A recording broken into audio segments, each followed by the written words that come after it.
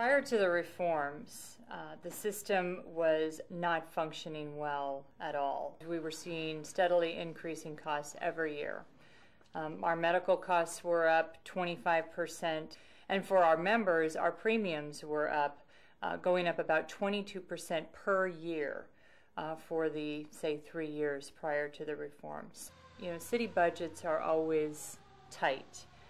But with the current economic times, you can imagine that seeing a 22% increase in premium per year is devastating. You know, part of our mission is that we protect the financial resources of our public agency members so that they have more money to go out and do the things that they need to do to service their communities. That is, put police on the street, put teachers in the classroom, books in the classroom, firefighters, street maintenance workers, you know, all of these services that communities depend on.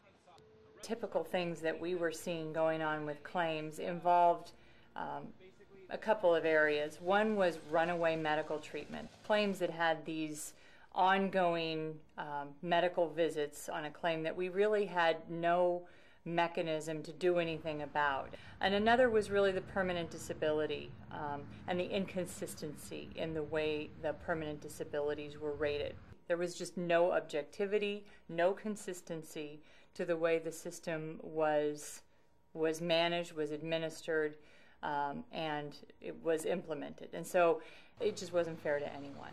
As a result of the reforms, we saw an immediate reduction in costs. Our medical costs were down 30% in the first 2 years. Our member premiums were down 48% between 2004 and 2009. The whole thing is working better than it did before. Disputes are getting resolved.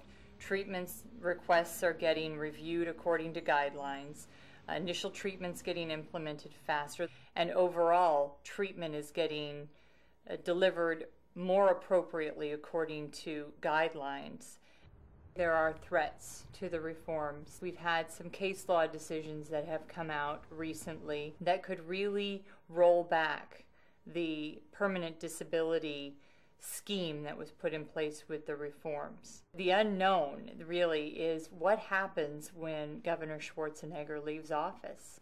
I'm not sure that anybody who comes into office can afford to completely undo what he did with these reforms, because business just is already suffering. And to try to undo all of this and increase all those costs back again for business would just be a disaster. This isn't just about insurance companies. This is about employers. This is about communities. This is about public services. When our costs go up, that's one less police officer that is on the street.